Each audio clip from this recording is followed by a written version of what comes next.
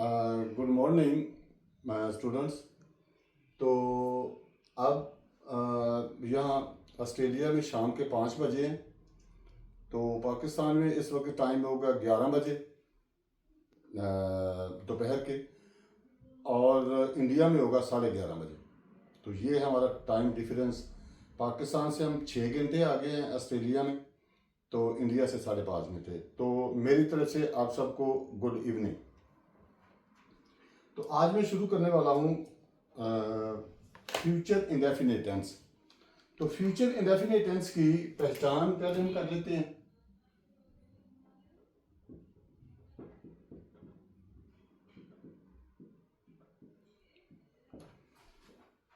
जिस तरह हमने पिछले टेंसेस में की कि उर्दू फिगर के आखिर पे गा गी गे आएगा। For example, if I will do something tomorrow और the following day, it's called future indefinite tense. For example, मैं कल स्कूल जाऊंगा, मैं परसों स्कूल जाऊंगा। परसों mean the following day, day before, the following day. तो मैं कल स्कूल जाऊंगा।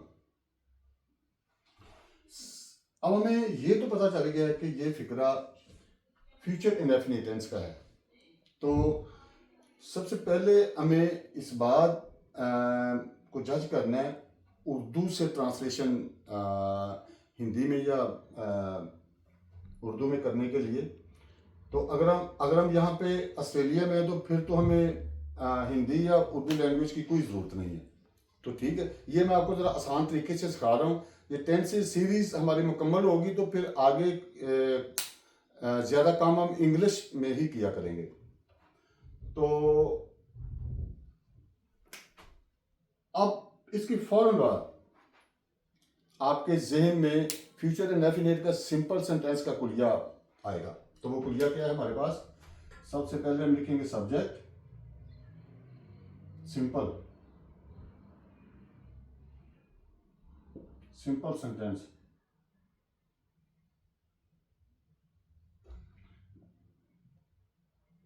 Subject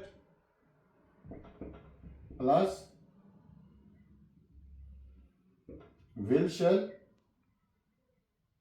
plus first form of the verb plus object।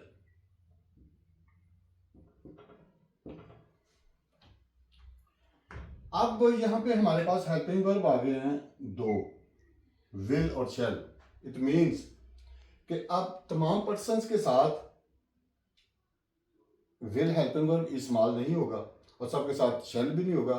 तो यहां इसको हम पहले इंडिकेट कर लेंगे कि will किन किन पर्सन के साथ लगेगा और shall किन किन के साथ लगेगा। तो सर सबसे पहले हम करते हैं shall।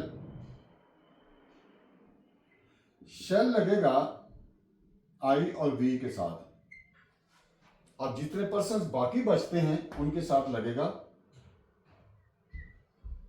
Will. He,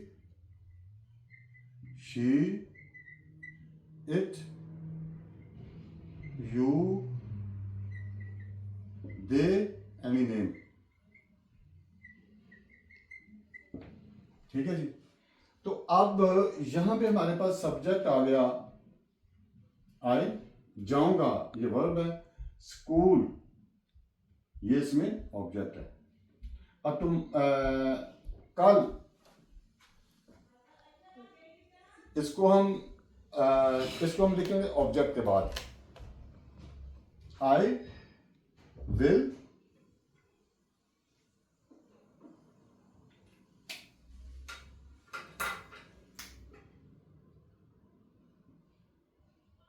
I shall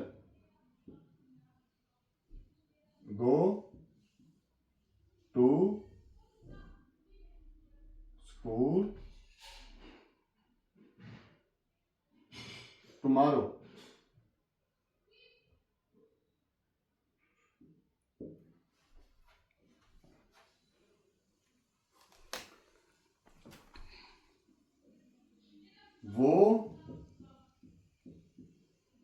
पास आएगा। ही विल, क्योंकि ही के साथ विल लगेगा, ही विल कम टू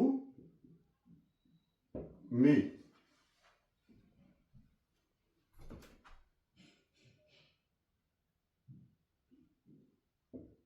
उस्ताद साहब हाजिरी लगाएंगे। द टीचर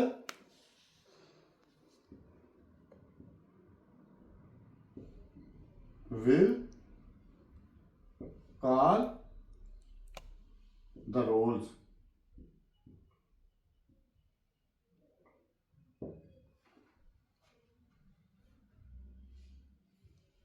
कॉल, तो अगर आप यहां पे दान नहीं भी लगाते हैं तो फिर भी चलेगा, कॉल रोल्स। दान लगा भी लेते हैं तो देन इट्स ओके।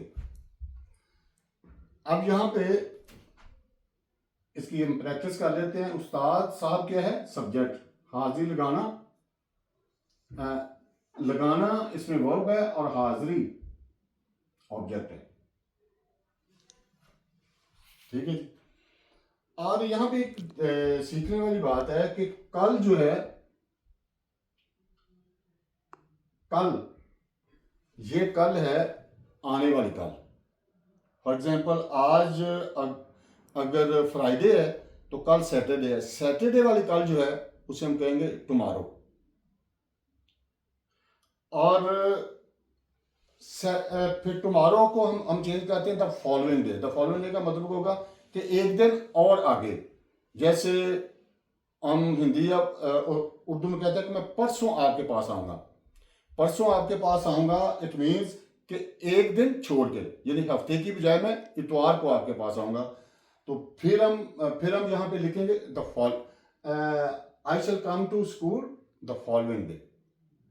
ठीक है जी। ये है tomorrow and the following day में फर्क।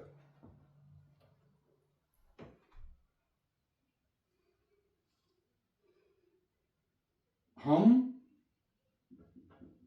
बाजार जाएंगे।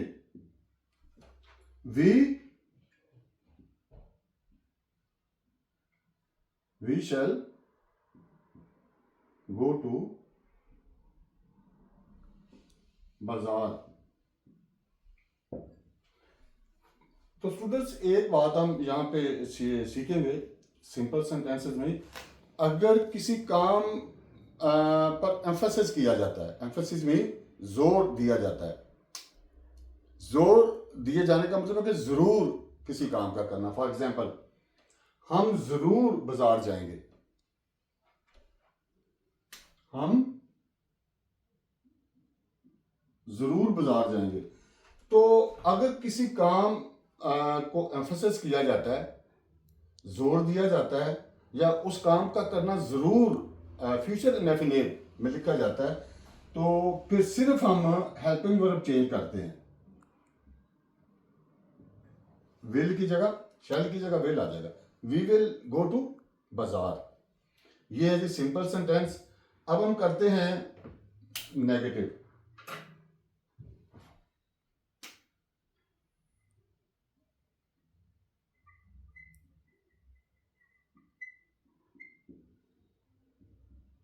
नेगेटिव में जिस तरह पिछले टेंसेस में हमने हेल्पिंग वर्ब्स के बाद नॉट सिर्फ लगाया था, और वो फिक्रा प्रेजेंट जो है ना वो नेगेटिव में चेंज हो गया था। For example, subject plus will not व shall not plus first form of the verb plus object. तो अब हम इन्हीं सेंटेंसेस को नेगेटिव में चेंज करेंगे। मैं कल स्कूल नहीं जाऊंगा। I shall not go to school tomorrow.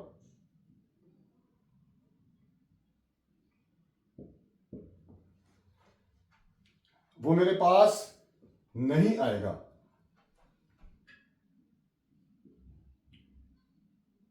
He will not come to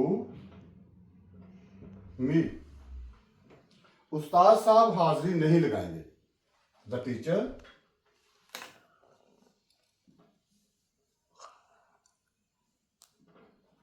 will not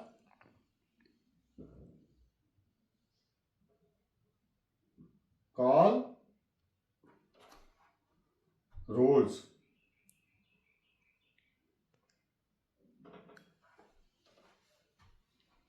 हम बाजार नहीं जाएंगे.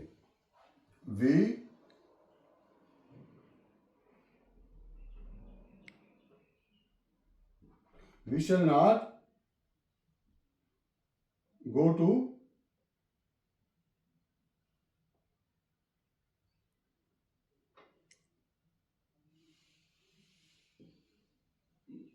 बाजार. ये हो गया जी negative sentences in future indefinite tense. तो अगर किसी बात की समझ नहीं आपको आएगी, वैसे तो मैं बड़ा एक आसान सा मेथड आप यूज़ कर रहा हूँ आपको समझाने के लिए ये टेंसेस. अगर किसी जगह पे समझ नहीं आएगी तो कमेंट्स में आप लिख सकते हैं, तो मैं उसका जवाब बड़ी डिटेल के साथ आपको दूंगा. तो इससे पहले कि मैं फ्यूचर इंडेफिनिट का इंटरोगेटिव सेंटेंस आपको समझाऊं, तो मैं आपसे ये दरख्वास्त करूंगा कि सब्सक्राइब मेरे चैनल को ज़रूर करें. और मेरा वो टारगेट जो है ना 1000 सब्सक्राइबर का, वो आपने पूरा करना है. और मुझे पूरी उम्मीद है कि आप ज़रूर इसको पूरा करेंगे. लाइक भी करें, इसको शेयर भी करें, ताकि आपके दूसरे दोस्तों को, रिश्तेदारों को, अजीज़ों को भी इसका फ़ायदा पहुंच सके, क्योंकि सारे स्टूडेंट्स को इसका फ़ायदा पहुंचना चाहिए. तो अब हम चलते हैं इंटरैक्टिव सेंटेंस की तरफ.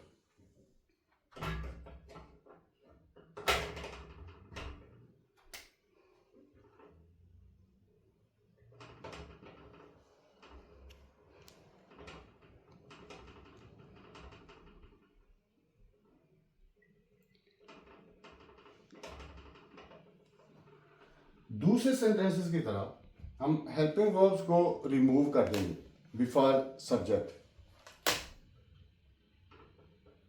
will, shall plus subject plus first form of the verb plus object, question mark.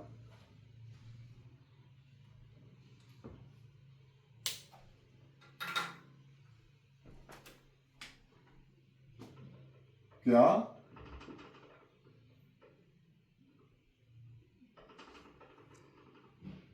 तोता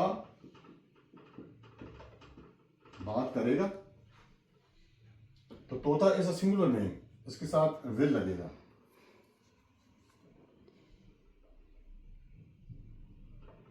विल द पैरट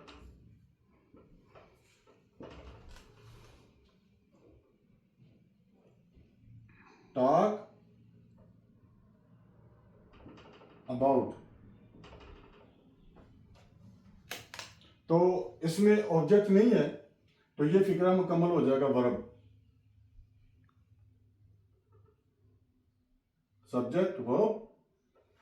तो ये फिक्रा वर्ब पे ही मुकम्मल हो जाएगा, क्योंकि इसका पूरा मीनिंग जो है वो इसमें आ गया है.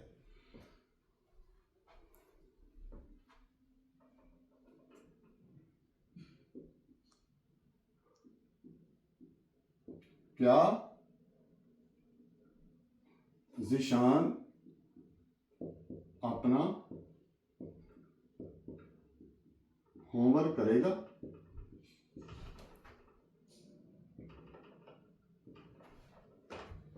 विल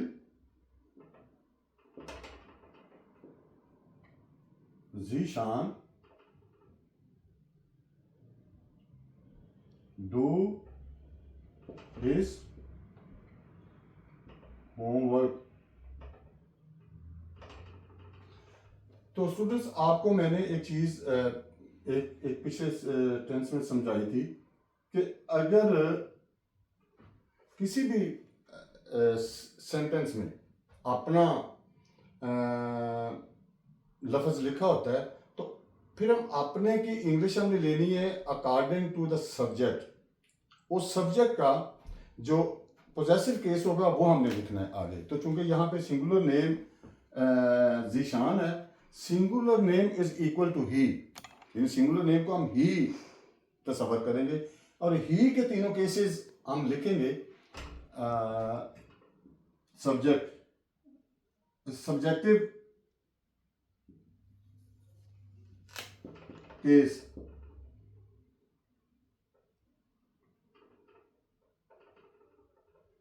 ही, और इसका ऑब्जेक्टिव केस होगा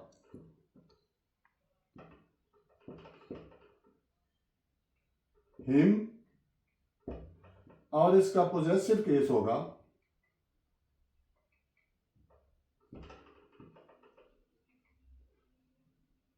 हिज।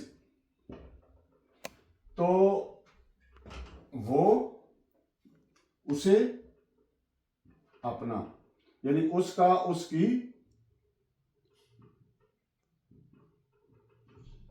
उसके या अपना। तो यहां पे हम पोजेसिव केस लगाएंगे हिज वर्क। तो मेरे ख्याल समझ आपको आ गई है। आगे लिखेंगे क्या समरान गाना गाएगा, विल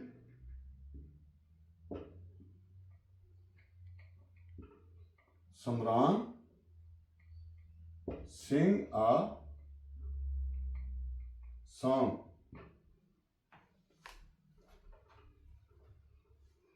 ठीक है जी। तो ये तो मैं सिर्फ आपको समझाने के लिए सिर्फ थोड़े थोड़े सेंटेंस लिख रहा हूं। तो इनकी आपने प्रैक्टिस करनी है।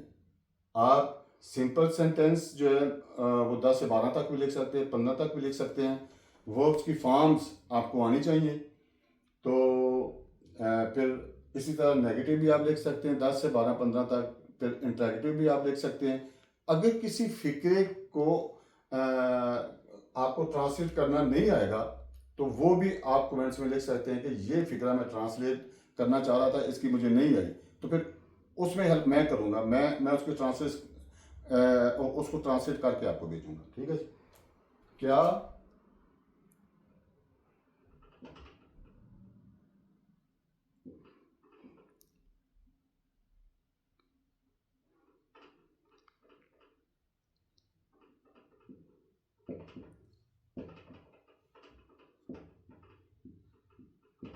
क्या कुत्ता गली में भौंकेगा, will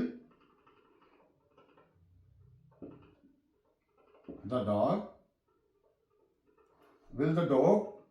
bark in the street।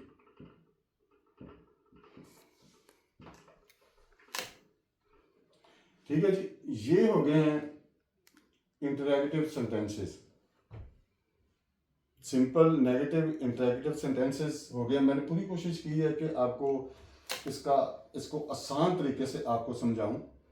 तो अब फिर भी अगर कोई क्वेश्चन आपके जहन में होगा तो वो आप मुझे लिख सकते हैं कमेंट्स में, डिस्क्रिप्शन में। मैं फिर उनका आपको जवाब दूंगा। तो आज के लिए फ्यूचर इंडेफिनिट टेंस काफ़ी है, इसको प्रैक्टिस कीजिएगा तो ज़रूर आपको समझ आएगी और आपको फ़ायदा भी पहुंचेगा। सो आज की वीडियो का इख्तिताम यहीं पे हम करते हैं। Bye, God bless you.